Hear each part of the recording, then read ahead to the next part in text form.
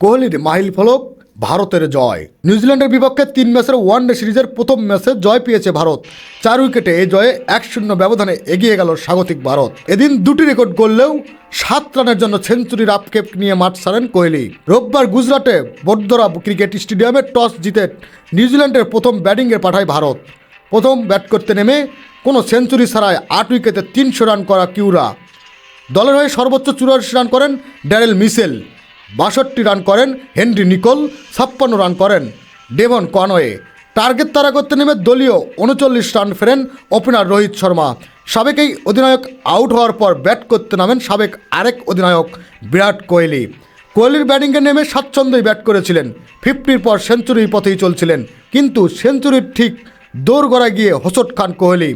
39.1 ওভারে দলীয় 234 রানে তৃতীয় ব্যাটসম্যান হিসেবে শ্বাস গড়ে ফেরেন কোহলি। তার আগে 91 বলে 8টি 4, 1 ছক্কায় 93 রান করে ফেরেন এই তারকা ব্যাটসম্যান।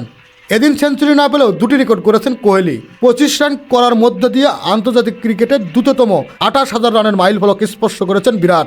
আর 93 রান করার মধ্য দিয়ে সচিন টেন্ডুলকরকে ছাড়িয়ে নিউজিল্যান্ডের বিপক্ষে ওয়ানডেতে ভারতের হয়ে সর্বোচ্চ রান সংগ্রহ হয়ে যান কোহলি।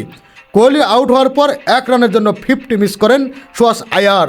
এরপর লোকেশ রাহুল ও হর্ষিত রান দলকে জয়ের দুয়ারে নিয়ে যায়। হর্ষিত 23 বলে 29 রান ফিরে গেলেও 21 বলে 29 রানের অনবদ্য ইনিংস খেলার দলে জয় নিশ্চিত করে মাঠ ছাড়েন wicket keeper batsman Lokesh Rahul.